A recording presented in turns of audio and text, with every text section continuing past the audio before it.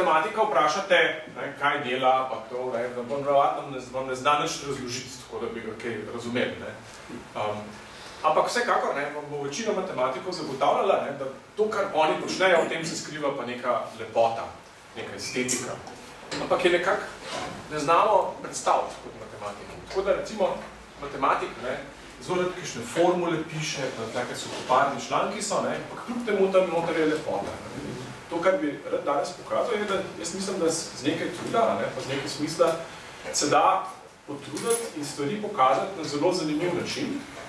Seveda s tem mogoče tega ne boste naredili za članek, ki je ravno kar izšel, nekaj, kar je bilo kratkim odkrito, ampak za neko standardno, ne preveč staro matematiko, tale, recimo, ki je bom danes pokazal, je koliko je stara dobrih 100 let, se pravi, ni stara. Se pa da. In sicer nekako predavanje bom razdelil na 3 dele, 3 primere si pogledali si bomo dve konstrukciji, potem bom pa še nekaj povedal o naključni umetnosti. Pa začnimo kar sta prvo. Zdaj, matematiko bi pokazal naslednji slajd in potem bi pa konec debate. Potem bi šli lahko domov. Torej, tako bi en matematik drugmu povedal, kar hoče povedati. Obstaja zvezdna surjektivna preslikava iz daljice na kvadrat. Zdaj, če tega matematik še nikoli ni slišal, najprej, zato da razumete vse te pojme, morate narediti približno prvi letnik faksa. Pri realni analizi v prvem letniku se boste naučili, kaj je zvezdna surjekcija, zvezdna surjektivna preslikava, daljico pa kvadrat ste pa že odprej poznali.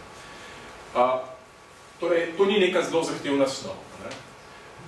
V resnici za njo se pa neka zelo zanimiva konstrukcija skriva, v tem, ko pokažete, da to deluje. Konstrukcija spet matematik vam bo tako pokazal, da bo neke formule napisal, pa predvsem ga bo zanimalo dokazne prav. Ampak poglejmo, kako bi pa to pokazali tako, če moram enemu razložiti, kaj se dogaja. Tukaj bi mogoče še povedal, da jaz mislim, da ne smemo podcenjevati vizualizacije v matematiki, ker ni namenjeno samo temu, da populariziramo matematiko, ampak se mi zdi, da je zelo pomembna tudi za matematika samega. To je namreč sam pri sebi lahko vidim, da se lahko sam podcenim vizualizacijo sam pri sebi. Recimo nekaj razmišljam, kaj bi naredil, pa se naredim grdo skico, pa nikamor ne pridem. Pa ko si naredim lepšo skico, pomaga. Kaj šele več z računalnikom nekaj začunam. Mimo grede, v ozadju vsega, kar bom danes delal, seveda se skriva kar nekaj programiranja, ampak to je tako, ko nekdo slika, je neke tempere moral uporabljati pa čopič. Zame je računalnik orodje, s katerim potem zares naredim tisto, kar želim narediti. Če vas pa zanima, pa lahko se kakor malo povem več tudi o tem, kako sem to naprogramiral, ampak jaz zdaj med predavanjem ne bom tega razlagal. Pa dajmo najprej povedati, kaj je sploh ta naloga, kaj sploh ta zadeva hoče imeti od nas. Predstavljajte si, da imate list papirja, pa majhen svinčnik. In zdaj, ker smo matematiki, ta svinčnik je neskončno tanek. In zdaj vprašanje je, ali lahko pobarvate kvadrat. Zdaj, če vam dam navaden list papirja, pa navaden svinčnik, boste se strinjali, da lahko pobarvate kvadrat, da sicer bo to malo zoprno, zato ker bo dolg časa trajati. Začnete barvate. In z navadnim svinčnikom, ki seveda ni neskončno tanek, boste končali, boste prišli do tega, da bo vse pobarvano. Treba se pa zavedati, da matematiki, krivulja, takale, to je neskončno tanka krivulja. Tukaj recimo ne morate tako reči, potegni črto gor, potem se pa premakni za debelino krivulje v levo, pa potegni črto dol. To ne gre, zato ker krivulja je neskončno tanka, se ne boste nikamor premaknili. Boste skozi samo na tem robu. Tako da vprašanje je, kako bi pobarvali, kako bi naredili krivuljo, ki pokrije cel kvadrat. To je sicer tudi en zelo popularen kos matematike, ki ga pogosto vidite v raznih predavanjih, raznih revijah, in ste ga mogoče že slišali, v angleščini je to Space Filling Curve. Jaz bi pa rad tukaj razložil, kako konstrukcijo naredimo. Pa poglejmo. Zdaj, to ni uspelo, tak niven pristop ne bo uspel, če slišam neke spirale, pa to bo vedno nekaj belega papirja ostalo.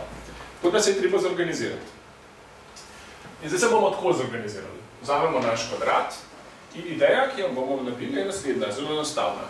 Kvadrat si bomo razdelili na 4 kose in bomo poskrbeli, da bomo vsakega od teh kosov z našo krivuljo obiskali. Se pravi, zaenkrat se še ne bom sekiral, če ne bom celega tega kvadrata, do prvega kvadrata pobarval, samo poskrbel bom za to, da moja krivulja ne bo nobenega od teh kvadratov izpustila, da bo šla čez vse. Poglejmo.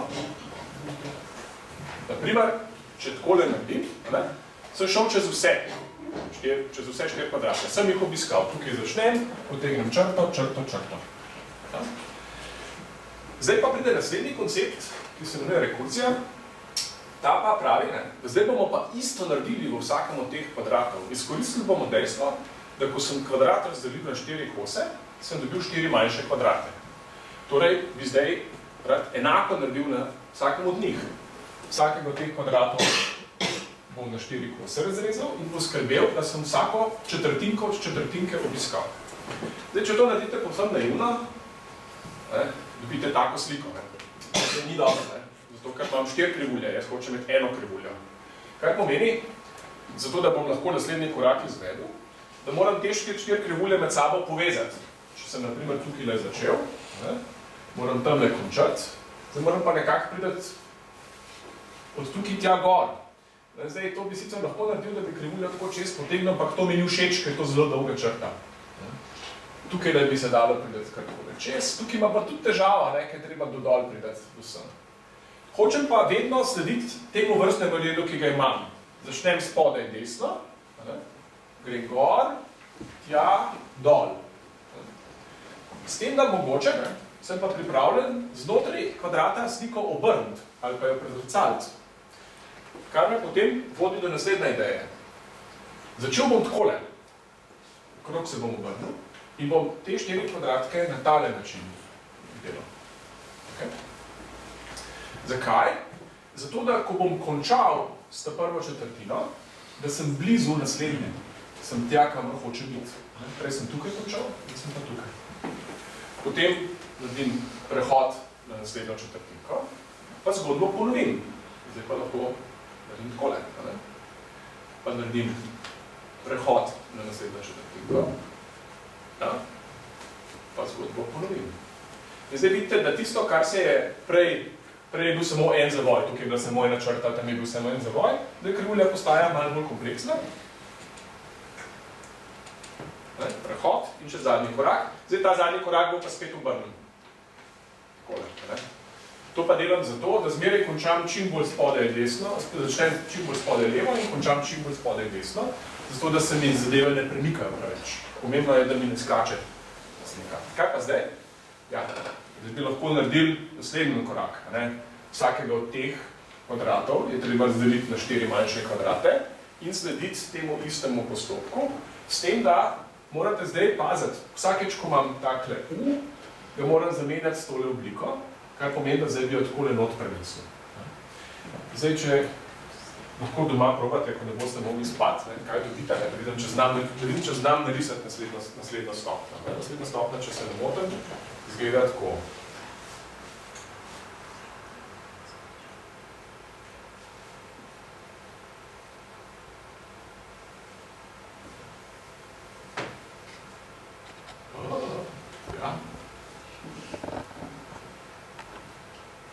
Nekaj takega, pa ni preveč kritično. Prva četrtina, druga četrtina. Zdaj sem poskrbel, da so v vsaki četrtinki od četrtinke od četrtinke sem bil.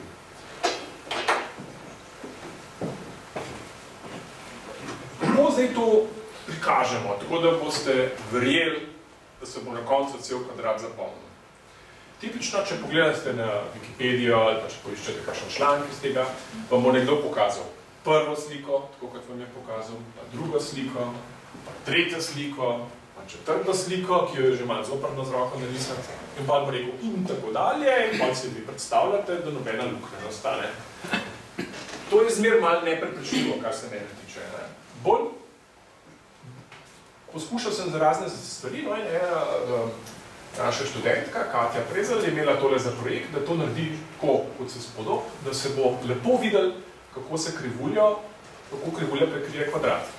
Tukaj imate nekako 2 možna načina. Eno je, da si tako predstavljate, da krivulja raste, pač ta potka je kar enostavno narišen, takole jo narišem in se mora vse prekriti. Pa se skaže, da je to strašansko dolgočasno, da vam tega ne bom pokazal, ker je dolgočasno. Druga možnost, ki jo imate, je pa naslednja. Začnemo s to krivuljo, pa dajmo jo nagubati, jo bomo nagubali v naslednjo stopnjo. Se pravi, da se tako ne naguba.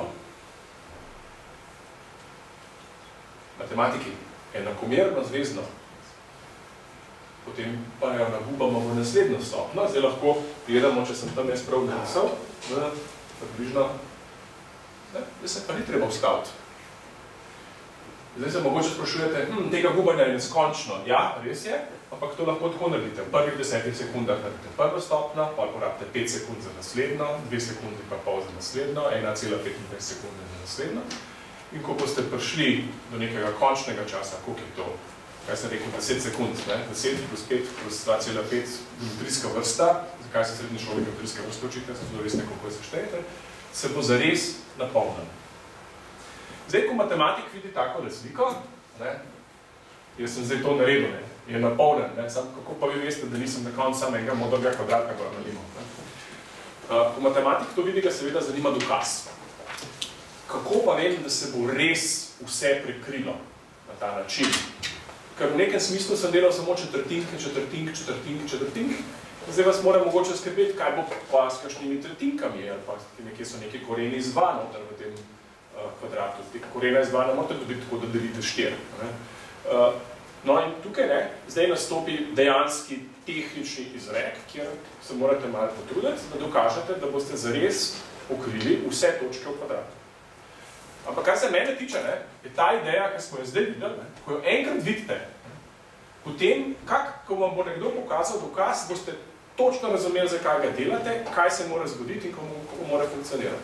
Če vam pa najprej dokaz pokažem, potem se pa lovite, oziroma saj jaz se, kaj je hotel narediti, zakaj zdaj to dela, zakaj nenadoma gleda, ne vem, še petiški razvoj števila in potem nekaj z njim čara. Dokler ne vidim tega filma, toliko časa si teže predstavljam, kaj se dogaja. Saj jaz sam pri sebi. Tako da to je nekako prva lekcija, ki sem jo hotel pokazati, je konstrukcije, ki jih matematiki znajo, ta je precej znana, večina matematikov ve za njo, in tako reče, Hilbertova krivulja, space filling curve, rekurzivna definirana, da se zanimivo povedati in se da ljudi prepričati v nekaj, kar je pravzaprav ni tako zelo očitno. Spomnite se zdaj verjamete, da se to da, ampak če gremo zdaj nazaj, kaj sem jaz na začetku rekel? Jaz sem na začetku rekel, da bom s krivuljo, ki je enodimenzionalen objekt, prekril kvadrat, ki je dvodimenzionalen objekt. To se zdi čudno, Krivulja kot enodimenzionalen objekt sploh nima površine, tako kot strenica nima nobene ploščine. Kako to, da mi bo uspelo to narediti? Tako da obstajajo a priori razlogi, zakaj bi nekdo, če nekoga vprašate, ali je to možno narediti, rekel, ni možno, ne moram z enodimenzionalnega objekta porabiti, zato da dvodimenzionalni objekt z njim pokriv. Ko so, mislim, da je bil Peano, znameniti matematik italijanski, je bil tak, ki je prvi našel take krivulje in takrat dejansko so bile presenečenje za matematike. To ni bilo nekaj očitnega. Ko so matematiki to pred dobrimi 100 leti odkrili, to ni bilo očitno, daleč od tega je bilo. To je bilo nekaj zanimivega takrat v tistem času. Danes lahko takole napišete, naredite neko animacijo, pa to pokažete otrokom, pa rečete fajn, pa gre pa Minecraft igrat, tako pač živimo v drugem svetu.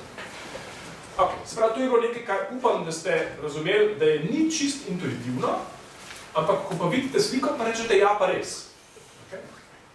Moja druga vaja je tudi tega tipa. Se pravi, ni čist intuitivno, ampak pa na koncu boste pa rekli, ja, pa res. To so pa fraktali, spet pač se opravičujem, da govorim o fraktalih, ampak če hočete stvari vizualizirati, to je tako očitna snov, ki jo lahko vizualizirate, da se to druge stvari vizualizirati, predvsem simetrije, razne simetrije se da zelo lepo prikazovati, ampak poglejmo si tole. Bomo spet začeli z matematičnim izrekom. Kako bo en matematik drugmu povedal za neko dejstvo? V ravnini obstajajo množice A, B in C, ki imajo skupen rob. Kaj se to pomeni, ne?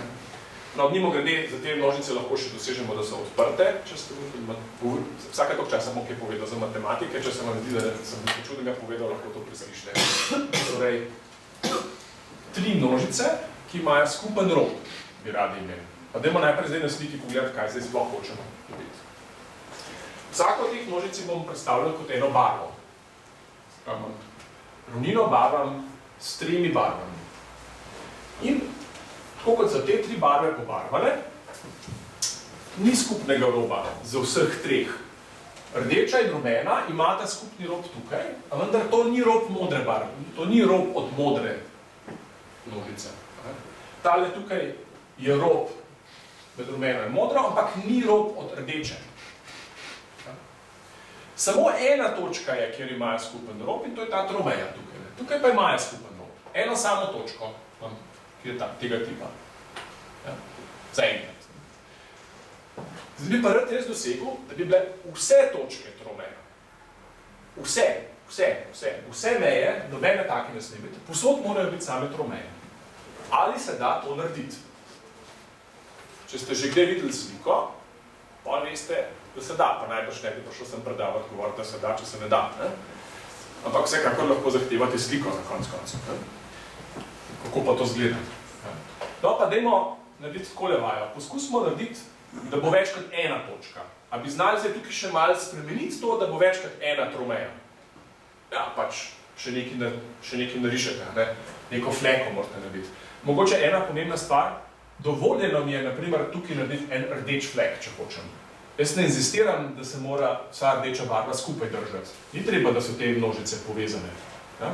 Lahko so nepovezane. Se pravi, jaz bi lahko nekaj rdeče dal sem, pa če bi tukaj dal malo rdeče, bi se tukaj neka tromeja naredila. No pa dajmo. Takole recimo. Ja? Zdaj imam teh tromej več.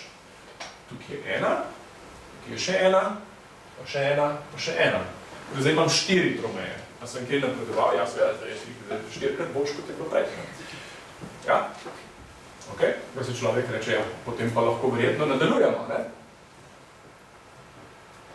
Naredimo še malo več, zdaj tukaj je malo ven skočil, zdaj bodo tukaj spodaj še ene, ne? Ampak zdaj jih je že več, zdaj ne vem, če jih bomo šteli, ne? Kako jih gremo šteti, ampak, ko jih bomo šteli, bomo videli, da jih je končno mnogo. Tako da zdaj, ne, v matematiki redko, zdaj pa naredimo nek limitni prehod, lahko naredimo še en korak, jih je še malo več, ne? Pa naredimo še en korak, jih je še malo več, zdaj jih je že kar veliko, ampak problem je v tem, da jih je vedno samo končno mnogo. Tako da, zdaj kar tako, ne, zdaj, če boste to gledali kakšen poljudni članek o tem, ne, na tem mestu je zelo lahko preskočiti en pomemben matematični del, ki ga je mogoče malo težko razložiti.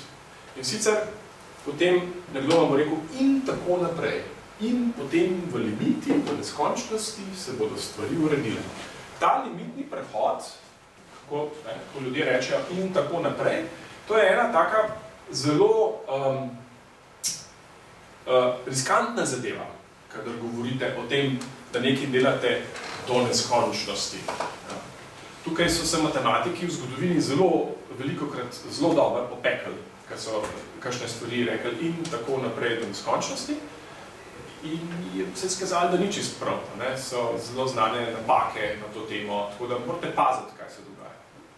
No, kljub vsemu, torej, tisto, kar bi potrebovali, ne, zdaj je postopek, kako se to naredi, pri katerem ne bom jaz zdaj kar malo začel z rokam mahati, pa rekel, zdaj pa to nadaljujemo, pa bo pa že kar vse v redu. Čeprav rad bi razložil, kakšen je postopek.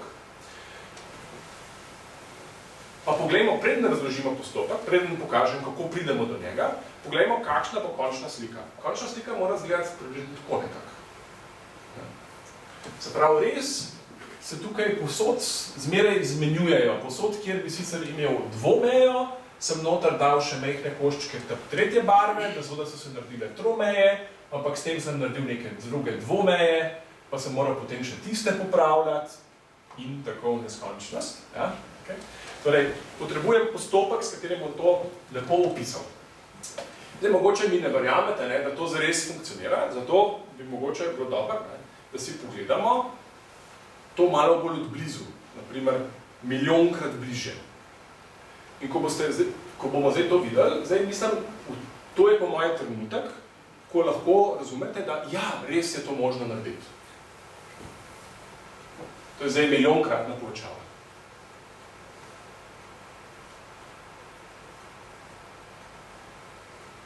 Zdaj se bo malo stavili, milijon ni zelo veliko. Okay. Zdaj nekako jasno, ne? Da ko bom to not povečeval, da bo skozi to. Nikjer ni bom nobene dvomeje videl. Kamorkoli bom pogledal, kje bi pa zdaj lahko videl, tle je tromeja, poskušam tle nekaj niti, kjer ni tromeje, ko povečam, glej ga zlomka spet so tromeje. To je zdaj vizualizacija. Okay. Kaj se v zadnji za tem skriva? Zdaj pa, ena lepota matematike je, ne, da se tako navezujejo različne veje matematike med sabo, tudi takrat, kadar mogoče tega ne bi pričakovali. V zadnji za tem se skriva en zelo znan postopek za reševanje enačb. In sicer imenuje se Newtonov postopek za reševanje enačb.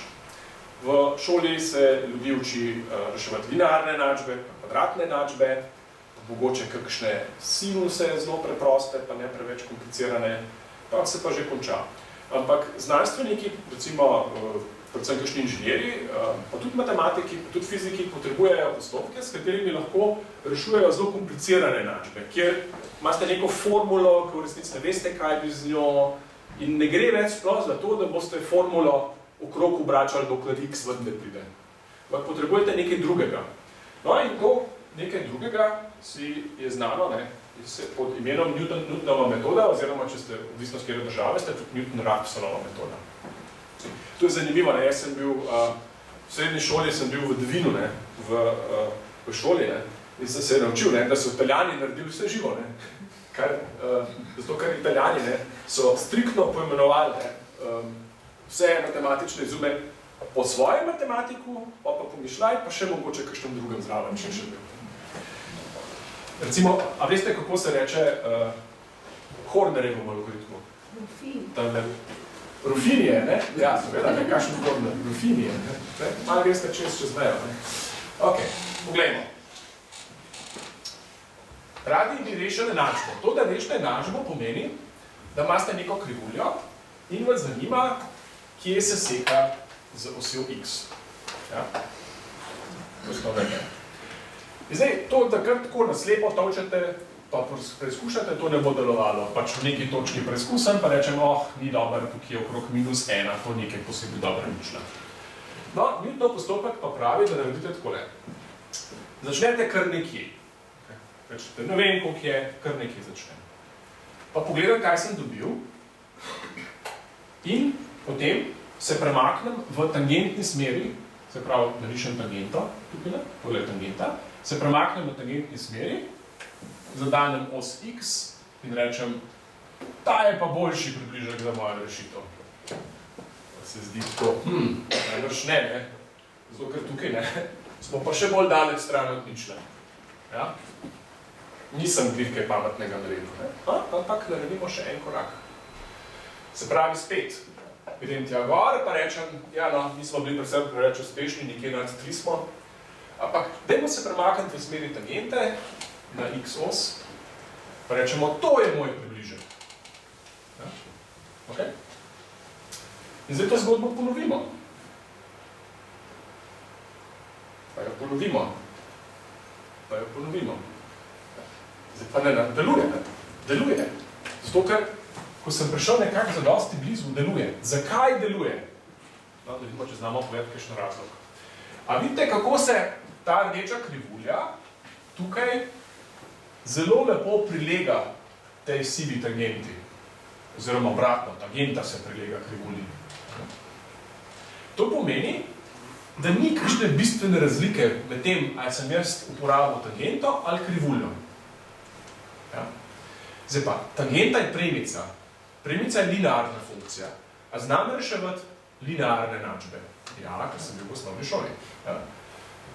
In sem v resnici zamenjal neko čudno rdečo krivuljo, o kateri mogoče nič ne vem, z linearno enačbo. To je zelo, zelo splošen trik, ki se pojavlja povsod v matematiki, fiziki ga naravnost ljubijo. Ne. Tako da in zelo dobro deluje. In tukaj vidimo ta trik uporabljen pri reševanju enačb. To je postopek. Hotel sem razložiti, kako postopek izgleda. Se pravi, tam, kjer sem, poskušam popraviti, tako da se pretvarjam, da je moja krivulja ravna. To je cirka to, kar je Newton naredil. Ja, zdaj, tukaj imam krivuljo, tam sem imel pa celo ravnino. Ko sem se pogovarjal o predavanju, sem Martina vprašal, smemo kompleksna števila množiti. Pa rekel, rajš ne. Ampak se opravičujem, malo bomo kompleksna števila množili. Torej, tale enačba tukaj zdaj, če se prav se niti ne spomnim, katero funkcijo sem noter dal, neka parabola je, mislim, da je pač ena parabola, niti ni pomembno. Tale ima rešitev, ampak ko rešujete enačbo splošnem, se vam lahko zgodi, da ni rešitve. In ena taka zelo znamenita enačba, ki nima rešitve, je x kvadrat je minus 1. Oziroma matematiki to radi tako napišejo, da je na eni strani ničlo. Da iščemo ničlo. Da kjero število pa bi lahko bilo takšno, da ga kvadriram pa preštejem 1, da bi dobil nič. Ali pa kjero število, ko ga kvadriram, bo pa negativno. Realnega števila takšnega ni, da realni naštevljivi nizke osi. Ampak, zdaj pa ne vemo, v katerem razredu je to. Prvi letnik se ima šel, da je to gimnazije. Enkrat v gimnaziji nekoč se učite kompleksna števila. In tam se začneš vse smeri s tem, da bomo zračunali koreni z minus 1. In potem ugotovite, da poleg, takole vam začnejo razlagati, poleg številske osi je še ena. Tukaj imate enko, tukaj imate pa i. In potem nenadoma ta števila, kar živijo v ravnini. Kompleksna števila imajo realno komponento, imajo imaginarno komponento. Nisem jih še množil, tako da sem še zgled dober. Pa govorimo, kako ne bom počel jih množic. No in zdaj, ena izmed takih znamenitih stvari iz algebre vam pove, da ko pa rešujete takele enačbe v kompleksnih številih, pa dobite lahko rešitve kjerkoli na ravnini. Tale postopek, ta postopek s tangentami, pa deluje tudi za kompleksna števila. Tako da v resnici lahko vzamem enačbo, ki mogoče nima rešitev v realnih številih, pa ima še kakšne kompleksne rešitve, pa na njej uporabljam, pa take enačbi uporabljam Newtonovo metodo in me bo peljala mogoče v kompleksna števila, namesto da bi me peljala da ne bo se samo tukaj na tej osi dogajalo, ampak se bo povsod na ravnini. To pa pogledamo sliko. Zdaj, jaz sem tukaj le čez narisal. To je kompleksna ravnina, tole je ničla, realna os je tukaj, imaginarna je navpična, nisem risal, ker sem pač ni zdaj potrebno. Rešitev, enačba, ki jo pa rešujem, je pa naslednja. X na 3 je 1. Oziroma, z Newtonovo metodo iščem ničlo funkcije x na 3 minus 1. Ampak znamo, a sem to prav povedal? Ne, nisem povedal prav. X na 3 je 1. Ja, prav sem povedal. Torej, a poznamo kakšno rešitev? Ja, seveda ne. Če ostavite noter 1, boste dobili 1 na 3 je 1. To je tukaj. 1 na 3 je 1. Ampak poleg te, ker je to enačba tretje stopnje, nas algebra uči, enačba tretje stopnje, ima 3 rešitve. Še 2 sta. Tukaj sta.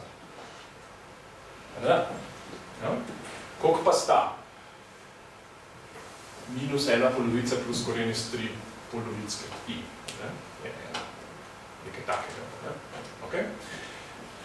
So pa lepo razporejene na krogu, tvorijo na kostranični trikotnik, ta enačba je zelo lepa. Zdaj bom pa delal Newtonovo metodo. Zdaj pa Newtonova metoda deluje enako. Kar nekje začnem, pa delam približke za ničle. Takole. Tukaj zdaj vidite, upam, da se to vidi, a se vidi, kaj sem naredil. Torej, tukaj sem začel, sem rekel, to je ničla, pa ni. Pa sem uporabil en korak Newtonove metode, pa sem dobil tole. Pa sem dobil tole. Pa sem dobil tole. Pa sem dobil tole, pa je šlo proti moje ničli. Zdaj bom pa naredil takole. Poskusil bom kakšno drugo točko. Recimo, kaj pa če začnem tukaj. Če pa začnem tukaj, potem sem in grem tja.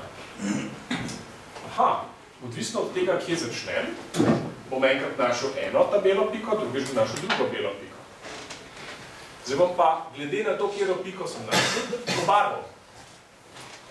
Če bom preletel v to piko, bom pobarval rdeče. Če bom preletel v to piko, bom pobarval modro. Če me bo pa vodilo v tole, bom pobarval pa rumeno.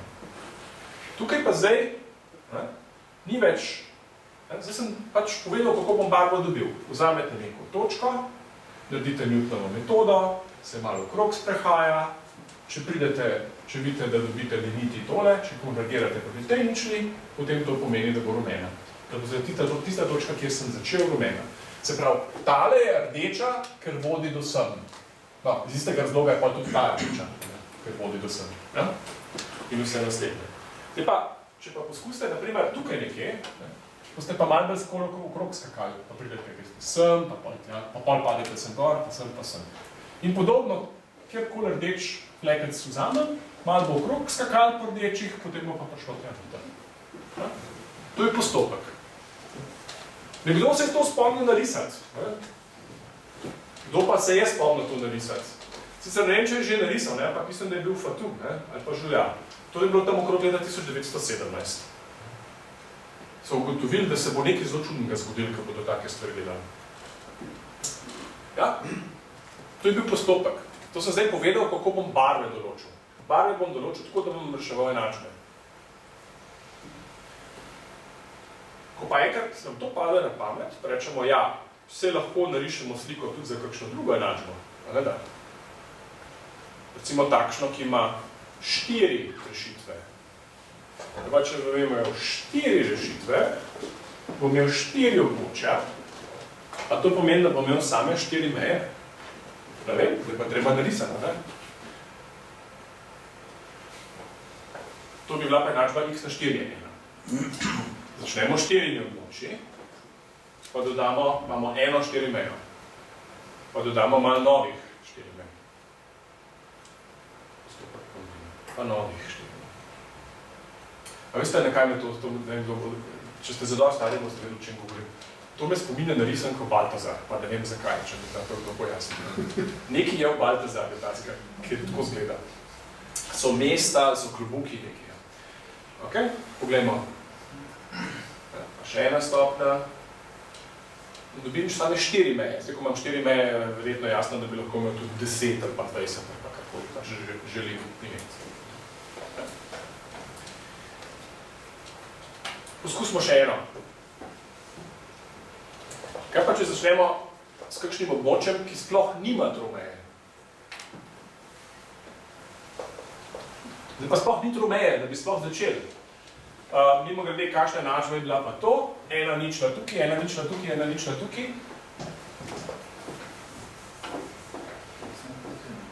X krat x minus 1 krat x plus 1 je enako nič. To je moja enačba. Ampak spet, ista ideja, Newtonov postopek. Rečete, kaj vam bo dal, takole vam bo dal. Najprej se bo zgodilo to, da se bo tukaj prikazal en krogec, pa tukaj se bo prikazal en krogec. In imam tromeje. Naredil sem si neke začetne tromeje. Zdaj bom pa nadaljeval, da vidimo, če lahko dobim same tromeje. Dodal bom še več krogcev. Pa k tem krogcem, ki so že bili, začnem dodajati še manjše krogce. Tukaj gor enega mehkega postavim. Zato, ker moram vsako dvomejo, ki jo imam, jo moram zmeri izolirati s ta tretjo barvo. Pa še enkrat. Pa še. In potem na koncu dobim nekaj takega. Če bi tukaj šli zdaj povečati, kaj bi videli? Ko bi noter povečali, bi videli, da tukaj rastejo taki rdeči grozdi ven in gor na teh rdečih grozdih rastejo modri grozdi. Tukaj pa glih obratno. To je zdaj matematika. Ena stvar, ki mene zelo zanima, je potem navezava med matematiko pa umetnostjo. A je tukaj mehak prehod med njima, ali se ena nekaj konča, pa se druga začne? Torej, Zame, jaz sem bil zmeraj bolj geometrijski tip matematika. Veliko matematikov, se mi zdi, da matematike je splošna, vsaj kolikor jaz jih vidim, jaz osebno se mi zdi, da jih se večinoma delijo na geometrijske, pa vizualne, pa na lingvistične ali kombinatorne matematike. In kljub temu, da se jaz ukvarjam z nečim, kar je samo po sebi kombinatorno, logika, programski jeziki, razmišljam zelo vizualno. Tako da me je od nekaj zanimalo, kje je ta prehod iz vizualizacije v matematiki v umetnost. Zdaj bomo poskusili narediti kaj bolj zanimivega. Jaz zdaj mislim, da to iskreno povedano še ni umetnost. Ampak hočem povedati, zanima me ta smer, kako bi šli v to smer. Naprimer, kaj lahko zdaj naredimo? Kot vidite, če postavim 3 nične na kompleksno ravnino, tukaj sem postavil nič minus 1 pa 1, prej sem postavil 1 nične, dobim sliko. In ta slika, ki jo dobim, je zmeri primer teh množic, ki imajo same tromeje. Kaj se bo zgodilo, če jaz te ničlo okrog premikam? Če ničlo narišem si 3 bele pike in začnem eno ničlo voziti okrog. Ja, potem se bo množica spreminjala, ne? Ja. Ni problem, ne? Tole računalnik izračuna manj kot v 1 sekundi, bistveno manj kot v 1 sekundi. To tako izračuna. Ja? Torej, če jaz narišem recimo 600 takih slik, pa jih skupaj zložim, bom dobil film. Kako bo pa izgledal? To je recimo zdaj, hočem povedati, to je pa zdaj nekaj, ne? Kar iz samega matematičnega stališča mogoče ni toliko nujno, da gremo to delati pa računati, je pa vsaj naznansko zabavno, pa mogoče je estetsko lepo zavideti, ne? Pa mogoče bo dal komu kakšno matematično idejo na vse zadnje. Zdaj se enačba spreminja. Enačba se zvezno spreminja in za vsakič narišem točke. Imam, če lahko povem, imam 3 korene enačbe, 3 rešitve in te se premikajo po nekih krogih med sabo. In pazil sem, da so krogi med sabo prepleteni.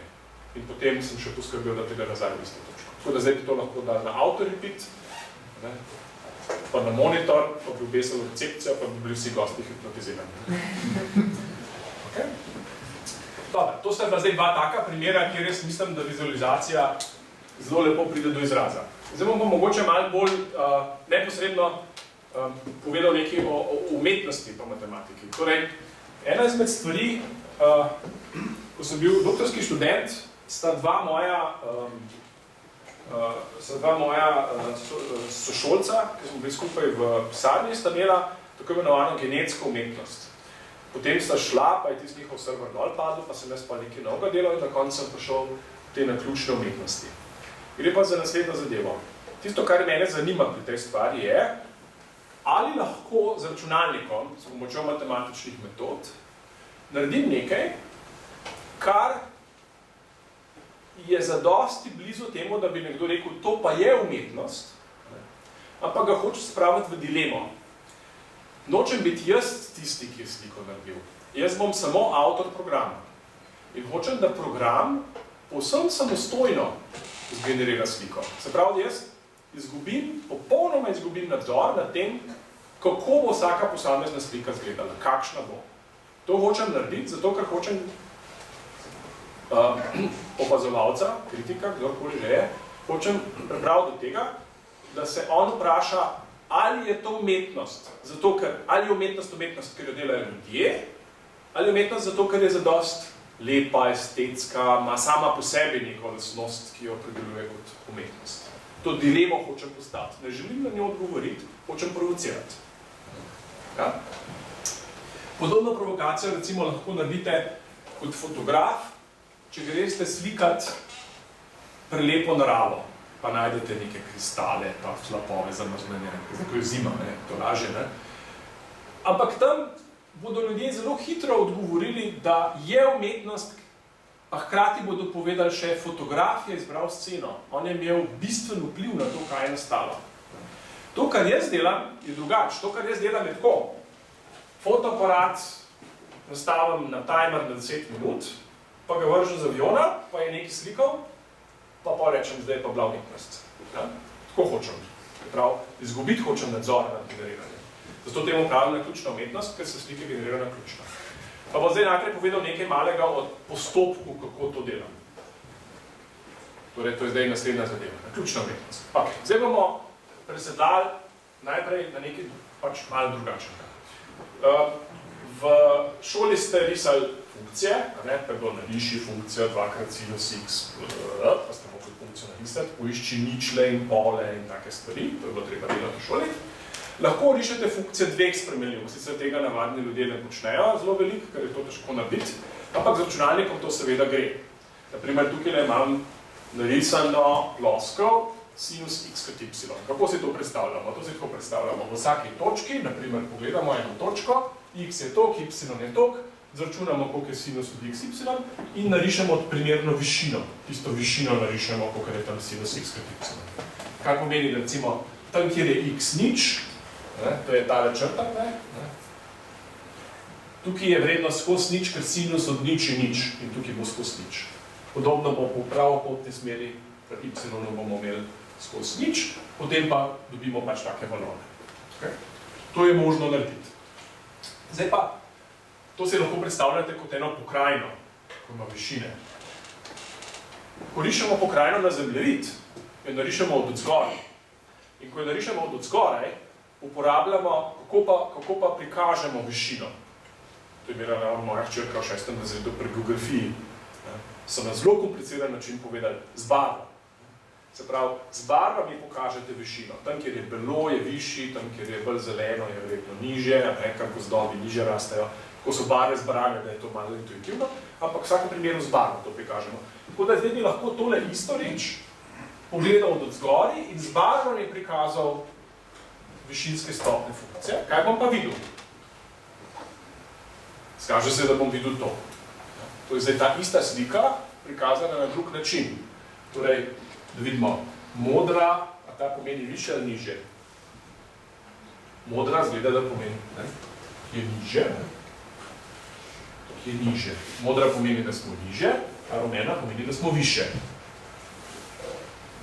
Ja? Ok? To je sinus x kot y.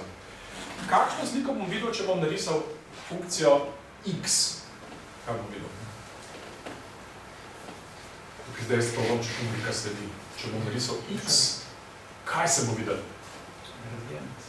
Ja, gradient bo. A bo šel z leva na desno, ali bo šel do zgori dol? Bo do zgori dol. V kjero smer se x spreminja? X se spreminja kot ko hodimo, ne? Se pravi, v to smer vidim spremembo.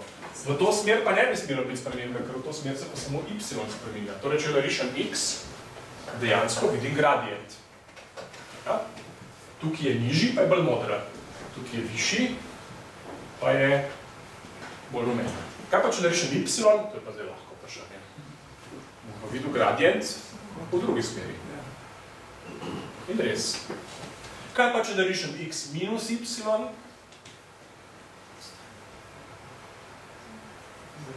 No, dajmo malo možgane kravljati. Najprej, kaj bom videl? Zdaj, potem mi boste, kaj bom videl, bom še vprašal, kje bo modra. Okay, tako da veste, da tako mi vprašali. Kaj bom videl? Gradient, kako bo obrnen? Diagonalno. Zdaj, a bo obrnen tako, ali bo obrnen tako? X minus y se ne menja, če sta x pa y enaka. A kaj? Idemo sliko pogledati. Je lažje vizualizirati. Tako. Pač tako pride. Zdaj človek tako ima len postane, pa gre kar slikce risati. Nekaj že vam pride. Ja? Ok? Kaj pa, če si kar eno formulo zmislim? Kar eno formulo napišem. Nekaj bom videl, ne? Ja? No, pa bom pokazal formulo kosinus od. Sinus od. Bom jo napisal, ne? Zakaj bom napisal, preden vidite sliko? Zato, ker bi vas rad prepričal, ker bom napisal kosinus od sinus od x kvadrat plus y kosinus xy zaklepaj plus 2x. Meni je zelo lahko neko formulo na tablo napisati. Včasih sumam, da asistenti tako delajo kolokvi, ne? Odvaje. Moram malo paziti, ker če rečejo to isto za integrirajo, lahko prehitro pretežko, ampak Lahko kar eno formulo, to ni tak problem. Ne? V resnici bi lahko napisal program, ki si izmislil tako formulo. Ne bi bilo preveč težko. V programu povem, kjer so osnovne funkcije, sinus, kosinus, tangens, plus, krat, x, y, konstante. Pa rečem, ti kar malo zberi, pa kombiniri, pa boš nekaj dobil. In potem lahko narišem. No, pa dajmo to, si mogoče predstavljati, kako bo to izgledalo. A bi si kdo želel povedati, kako bo to izgledalo. Ker že pri x smo se malo lovili, da bo šlo vodoralno, napično, pri x minus y smo vedeli, da bo šlo poševno, pa ni bo čisto jasno, kjer je smer. Tole, mislim, tako bi človek rekel, kosinus je periodična funkcija, pa se bo nekaj ponavljalo. Tukaj noter, ne, je zdaj neka klobasa, ne, in tako to bo vse pokvarjeno. Ne. Torej, recimo, konkretno ta formula tako zgleda.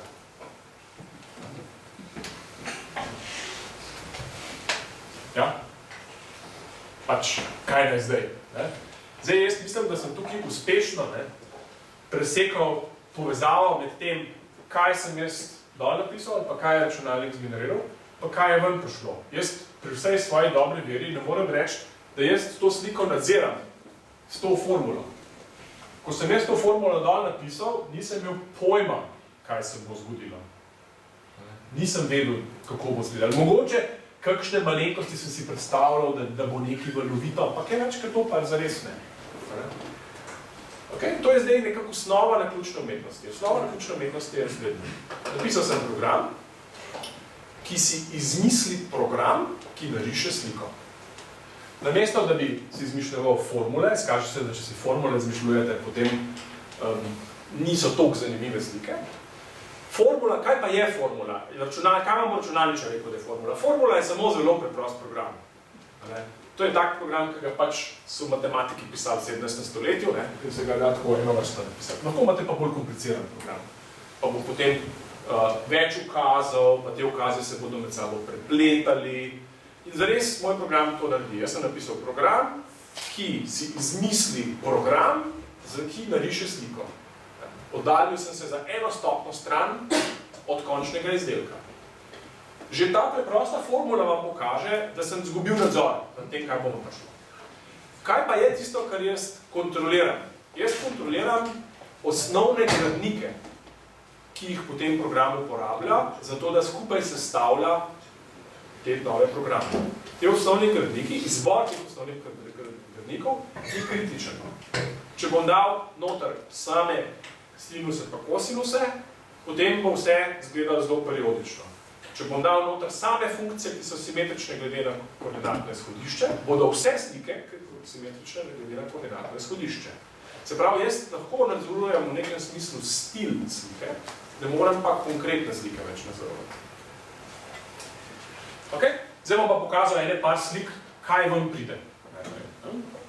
Tu je zdaj naključen izbor naključnih slik, ki so jih, mogoče še to bom pokazal potem spletno stran, zadeva deluje tako. Na spletni strani, ko pridete, je razstava slik.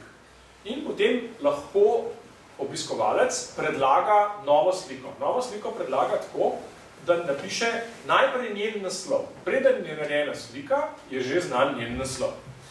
Moj program uporabi ta naslov in ga preneša, da ta naslov nima nobene veze s pomenom besed, ki jih je uporabnik not opisal. Če spremenite eno črko, boste dobili čisto drugo sliko, se pravi, popolnoma preneša to, kar je on napisal, in to uporabi za to, da iz tega zgradi tisti program, ki bo narisal sliko. Se pravi, slike nisem določil, zdaj sem celo nekaj drugega naredil. Zdaj, ne, da jaz nisem določil slike. Obiskovalec, opazovalec jo je določil. On je podal podatek, ki določa sliko, in on nima nikakršnega nadzora na tem, kaj bo ven dobil, zato ker je vse premešano. Naključna umetnost. Zveza med naslovom in... Ja, isti naslov vedno da isto sliko. Ni pa tako, da če v naslov napišem rdeča, da je zaradi tega slika rdeča. Ja? Kodiranje definirano naprej. Eno kodiranje je vnaprej definirano, ampak to kodiranje uporablja, če povem prisotnim računalničarjem, to kodiranje najprej ta prva stvar, ki jo naredi, je, da porabi MD5 hash na vhodnih podatkih. To pomeni, da je premešal. Od takrat naprej povem, da smo izgubili nadzor na tem, kaj se dogaja, je pa deterministično. No, pa poglejmo, recimo takale slika lahko. Zakaj sem napravil naključne slike? Zato, ker kolikor jaz razumem, imajo ljudje zelo različen okus. Enim so ene všeč, eni so druge všeč, in se že dolg časa nazaj nehal ukvarjati s tem, katere so lepše, pa katere niso lepše. Zato, ker vidim, da se ljudje ne strinjajo. Ampak da pokažem različne tipe slik. Torej, najprej imate takele, ki so malo bolj okrogle. Ta je tudi malo bolj okrogla, ampak je malo drugačna. Pa imate take, ki nastanejo slike, ki so malo bolj kvadratne. Ni nujno, da so vse tako lepo barvane.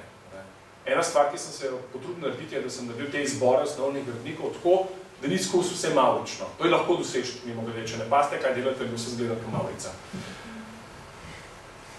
Tako da, tudi to je možno. Kakšen pa nabor funkcij? Nabor funkcij lahko pol kasneje pogledamo, ampak jih je tam ranga 30 različnih funkcij.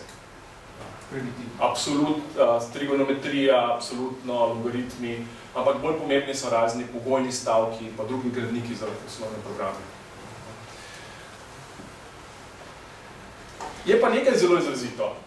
To nima nobene veze s figurativno umetnostjo, to je vse zelo abstraktno. Tako da, zame je zelo zanimivo vprašanje, ali lahko dosežem isto s figurativno umetnostjo. Se pravi, da se bo risal nekaj, kar je mačke, pa psi, pa pokrajine, pa banane, pa take stvari. To se mi zdi večji, težji problem. V bistvu težji problem. Slike so tudi zelo dvodimenzionalne. Na vse zadnje ne rišem več drugega kot neke reliefe v primerno izbranih barvah, gledano od zgoraj. To je po svoji, tukaj je mogoče res, ko se rekel, jaz lahko nadzorujem stil. Sam načrt je tak, da bo zadeva dvodimenzionalna, včasih pa po nesreči pričaramo kaj tridimenzionalnega. Meni to daje občutek neke tridimenzionalnosti, ki je pa popolnoma naključje, da tako zgleda. Ni ugrajena, ni nobene perspektive, nečesa takega. Zadeva je preščata. Pa tukaj je še ena.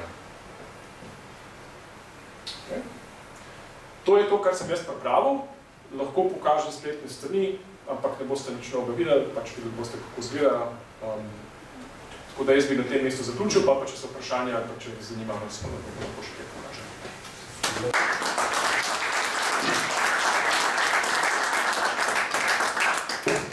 Hvala, imamo čas za vprašanja. Kaj si mislil z mehkim prehodom iz matematike v umetnost? Jaz mislim, da obstaja nek spektr možnosti tukaj. Ta prehod boš videl v tem, da se ljudje ne bodo strinjali, kdaj se je zgodil. Jaz mislim, da te delitve med tem, to je matematika, pa ni umetnost, to je pa umetnost, pa ni matematika, niso povsem smiselne. Na ta način. Mogoče bi še eno stvar omenil, tamle sedi Bogdan Soban, on, koliko nas je, 3 smo v Sloveniji, da vemo ene za drugega. Še Teja Krašek je, mi smo nekak slovenski trio, kjer delamo podobne zadeve. Jaz sem bolj z računalniških voda, pa kot pravim, se nekako namenoma omejujemo tega vprašanja umetnosti. Medtem, ko, na primer, za Bogdana, če boste njegove stvari pogledali, boste videli, da on uporablja zelo podobne prijeme, ampak se mi zdi, da mogoče z malo drugo motivacijo. On je dosti bolj klasično umetnik v smislu tega, da uporablja podobna orodja, ki pa potem pač na mogoče malo drugačen način. Recimo kot Teja, ki je nažalost danes tukaj, je pa mogoče še bolj klasična umetnica, ki jo zelo zanima geometrija, pa te geometrijski prijemi pa orodja, pa se mi zdi, da ona pa še bolj sama sebe noter daje v to umetnost. Jaz jo poskušam sebe dati čim manj.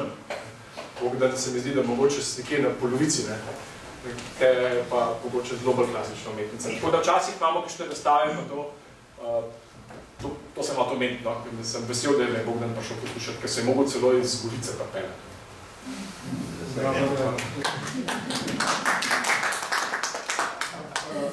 Če imaš slučajno, kjer bi kakšno formulo, da bi pokazal, kako pa dejansko formula zgleda tale za to sliko? To. Nekaj časa sem se trudil s tem, da sem te formule gledal. Potem je pa nastal naslednji tehnični problem. To niso več formule, ampak so programi, celo, veš kaj so, usmerjeni aciklični grafi so. In te usmerjeni aciklični grafi so velikosti 200-300 vozlišč. Lahko ga narišem. ampak je Ne, packarija, nič ne vidiš kaj, res popolnoma nič nimaš, ne veš kaj bo prišlo, res nimaš kaj zavideti. Tako da potem na koncu nisem te energije vložil to, da bi ga, načeloma bi ga seveda lahko ven zdezal, pa rekel programu, da mi ga pokažem, ampak ga nažalost nimam tako, da bi ga lahko videl.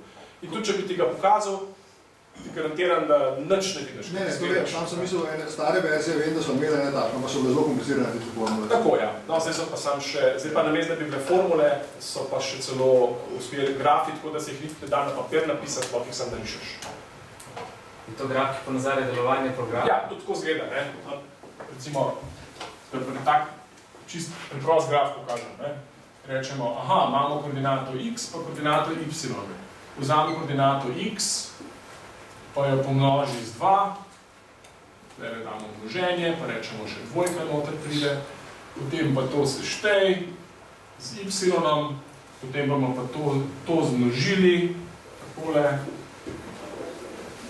teli krati, da se neče videti kaj je kaj. To je x, to je pa krat. Še sinus, ne, ja, lahko bi bil bolj nakončen. Sinus, gre čez sinus. Zdaj smo nekaj dobili. Kaj smo pa dobili? Dobili smo sinus od. Zdaj pa tukaj gledamo nazaj, kaj je nek zmnožek je bil. Česa pa?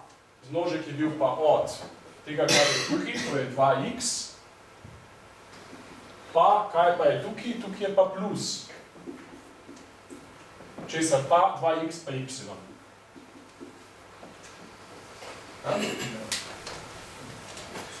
Zdaj pa tako formulo, ki se razteže po celi tabli. Pa bi mogoče vse lahko pokazal to spletno stran? Ja, lahko pokažem spletno stran, seveda. Če bom znal delati z dual screenom. Aha, tukaj imam celo, na kateri strani pa imam screen. A se že kaj pokazali. Tole je moj lokalni programček, kamor lahko nekaj napišemo.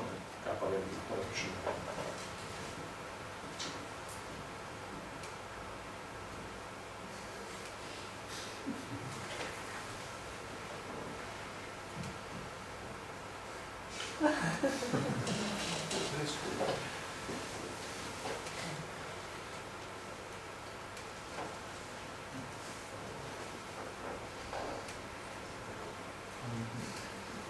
Eno vprašanje.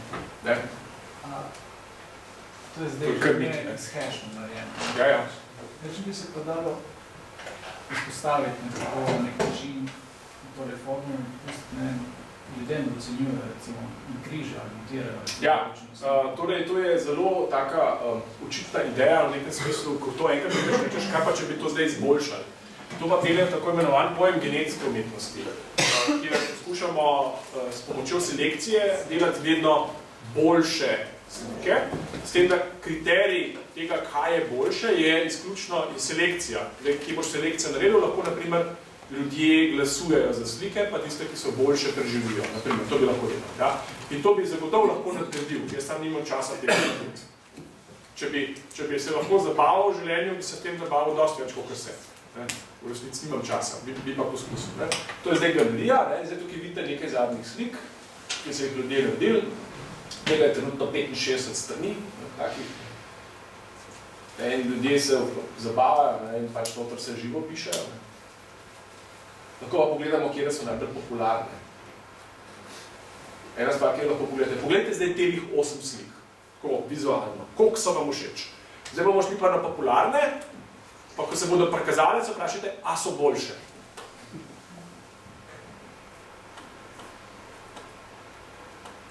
A so boljše? So, malo so. Se pravi, ta selekcija je malo pozitivna in bi jo lahko uporabili za to, da bi poskušal kaj križati, seveda te možnosti obstajajo. Kot sem rekel, jaz sem idejo dobil od teh dveh mojih kolegov, ki sta točno to počela. Že pred leti, to je bilo leta 95, sta to počela, ker je internet bil komi nastav in sta imela to internet. Sem bolj tudi kodiranje, mora biti tako, da se da narediti neke zvezdne prehode. Ja, so seveda tukaj zanimivo vprašanje, kako se to tehnično izvede, ampak sem pa pripričan, da se da narediti. To so zdaj nekako mogoče malo bolj popularne, ne sem zdaj pač iz tukaj ven sem jih pobiral. Recimo, včasih je ljudem slika všeč, če smo čisti iskreni, to je brez veze. Ampak kot vidite, zelo močno nastopajo drugi elementi se pravi, ne samo slika sama po sebi, ampak namen, intenzija, nasplošno. Zakaj je ta slika tako popularna? Zaradi svojega naslova, a ne da?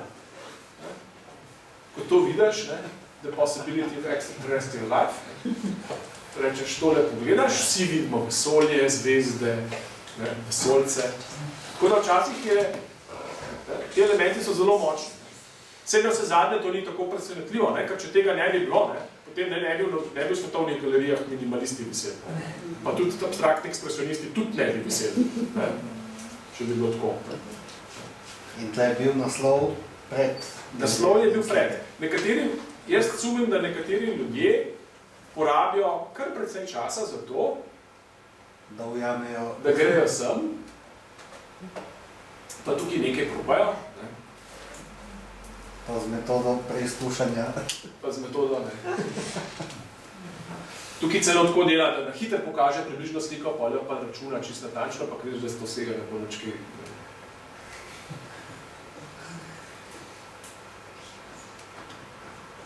Nimamo sreče, Pa bi kdo rad kaj predlagal? Nimamo sreče. Nimamo sreče.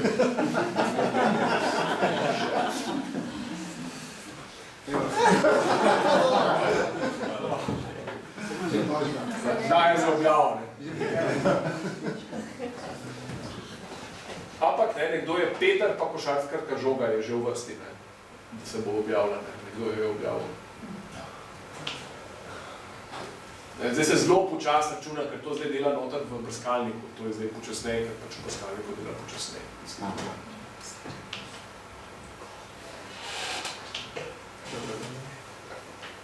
Jaz sem zdaj tega ne veličal, pa še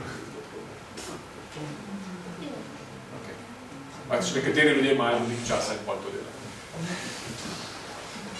Ja? Prej na začetku, ko ste govorili o tem, da prekrijete kvadrat z krivuljo. Zdaj sem biolog, tako da če bo to vprašanje nujno, se upravičujem. Bom bolj tudi na to komentiral. Ampak, če je krivulja neskončno tanka, a ne bo potem vedno ostalo neskončno malo prostora nezapolnjenega, samo da ga mi pač z očmi ne. To bi si človek mislil, Ja. Lepota tiste konstrukcije do odgovora je, da ne. Da bomo vsako točko kvadrata zadeli, še več, lahko točno povemo, katera točka na daljici se bo preslikala v dano točko na kvadratu. Konstrukcija sama, zato da to ugotovimo, tega ne bomo ugotovili tako, da gledamo na sliko, ker sliki sami po sebi ne bomo nikoli verjeli, ker slika nikoli ni povsem natančna, ampak zadevo se naredi tako, da se naredi en postopek, pri katerem tiste koordinate točke, ki bi radi videli, da je prekrita, moramo razviti, mislim, da pride v bazi v štiriškem sistemu, se pravi, ne v dvojiškem, pa ne v desetiškem, pa v štiriškem sistemu. Jaz sem se v 3. razredu osnovne šole učil štiriški pa triški sistem, ne vem, koliko vem, se tega zdaj več ne dela.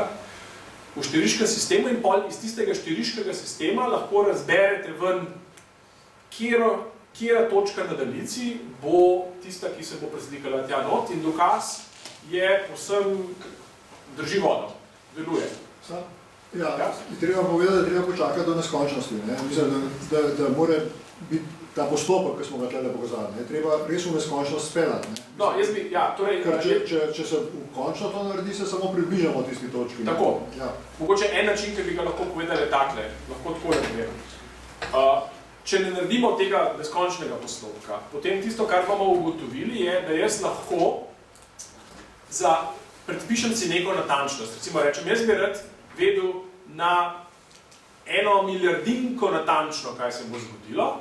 Na 1 milijardinko natančno lahko zadeve preračunam, malo bo trajalo, ampak jih lahko preračunam, bom videl, da se bom na 1 milijardinko približal tisti svoji točki. To, kar je pa profesor Pisanski rekel, je pa, da je treba upoštevati, da točno na točko bom pa zadev šele, ko bom pogledal vseh neskončno decimalk, kar je samo po sebi neskončen proces, ampak to ni noben problem, limite se skozi računati. Kakšna je pa zveza med pokrito površino na vsaki iteraciji, recimo to? Vse krivulja, tista animacija, ki smo jo videli, teče od časa 0 do 1. Oziroma, mislim, da konkretno je okrog 20 sekund, recimo, da je 20 sekund. Površina krivulje je skozi 0. Razen v limiti. V limiti je pa 1. Se pravi, površina nenadoma preskoči iz 0 v 1. Lahko bi naredili drugačno konstrukcijo, kjer se še površina postopoma povečuje. Tudi to se da narediti. Ja. To nam pove nekaj tega o tem, da imamo napačne predstave o površini pa o dimenziji. Če se da z enodimenzionalni objekt, se da tako preslikati, da pridobi površino. Zato je bilo to presenečenje za matematike, ko se je to prvič zgodilo. Vprašanje je bilo, kako se to naredi. Malo bolj se morajo nagubati, tako bom rekel zdaj. Dost bolj agresivno se morajo nagubati stvari, da se začne ta površina nabirati. To glede boje. Glede neumnih vprašanj, jaz trdno verjamem, da ni nobenih neumnih vprašanj. Torej, vsako vprašanje, nekaj sem napisal, pa sem me pa zelo bil radi mislim, da je bilo na Stack Overflowu na enem. Vsako vprašanje, ki ga učitelj dobi, ga mora obravnavati kot darilo. Zato, ker nikoli ne more biti neumno vprašanje. Tako da hvala za vprašanje. Ja? Hvala za tako lepo darilo. Kaj sem pa mislil na rešitev, je, da bi daljica lateralno premikal, vektorsko, lateralno. Ja? In bi v enem mapu pokril cel kvadratni konc. Torej, tisto, kar moramo nekako ugotoviti, je, kakšna bo potka. Mi moramo prehoditi neko pot. In če takole s celo daljico maham, potem se mi nekako tiste točke sporedno premikajo. Ampak krivulja, ko rečem, da obstaja krivulja, krivulja je nekaj, kar se potuje, ena pot, po kateri se potuje. Zato to ne bi bilo redo, ker to ne bi bila krivulja. V tem smislu, kot sem jaz hotel. Še fraktalih. Prej ste imeli primeri s 3 ničlami, kaj pa, če imeli 4 ničle, pa prehajali z 2 ničlami v eno. Kaj se zgodi, če se te ničle združijo? V trenutku, ko se ničli prekrižata, ponavadi v animaciji vidimo tak blisk, ker se nenadoma spremeni dve področji, recimo rumeno pa rdeče, nenadoma se izmenjata. To je tisto, kar človek vidi. Nažalost, bi zdaj trajali vsaj 10 minut, da bi zgeneriral tak film, če bi to videl. Ampak povem, da se to zgodi, zato ker ko sem pripravljal predavanje, se mi to zgodilo, ko sem rekel, tega pa nočem. Še eno vprašanje, ko smo že pri Hilbertovi krivulji, a mogoče veste, se najbolj zelo druge ravninske like podobno zapolniti, a se ve, kakšne like se da tako zapolniti, kot smo kvadrat? Vsaj minimalno vsak poleden. Zdaj pa, če bi moral, začnem razmišljati kot matematik. Imel bom zvezdno sliko zaprtega intervala. Zaprti interval je kompakten, zvezdna slika kompakta je kompakt. Torej bo taka množica kompaktna. Očitno bo povezana s potmi. Zato, ker je vse skupaj ena sama pot. Še kaj drugega? O merljivosti najbolj ne vemo ničesar. Ja, merljiva bo, ker je zvezdna slika merljive množice. Se pravi, še več, zaprta podmnožica je, ne samo merljiva, se pravi, ker je kompaktna. Torej, recimo, prva inštanca bi bila vsaka s potmi povezana, vsak s potmi povezan kompakt. Mogoče, ne vem. Precej splošno. Ja, recimo, ne. To je zdaj primerna naloga, da je študenta vprašal. Da se pa tudi prostoru narediti, kocko se da tudi verjetno pokriti, ne? Kocko se da, seveda, kocko se da tudi pokriti, ja. To ni vezano na 2 dimenziji. Zdaj, ko ste videli idejo, se lahko poskusimo, ne? A je ideja kaj pomagala? Ko ste videli idejo za kvadrat, kako bi naredili, kako bi pa kocko prekrili, kaj bi morali pa narediti? Razrezali bi jo na koliko manjših kock? 8 jih bo. Čez njih bi morali najdeti en lep obhod, a ne da? En lep obhod bi morali najdeti. Pa imamo tak lep obhod čez 8 kock. Kako bi šli? Najprej po spodnjih, pa gor, pa po zgornjih. Zdaj je samo stvar, to je zdaj samo še stvar izvedbe. Ja, kroglo bi se tudi dalo. Če verjamemo, da bi se dalo kocko, zakaj bi se dalo kroglo? Zato, ker znam kocko napihniti v kroglo.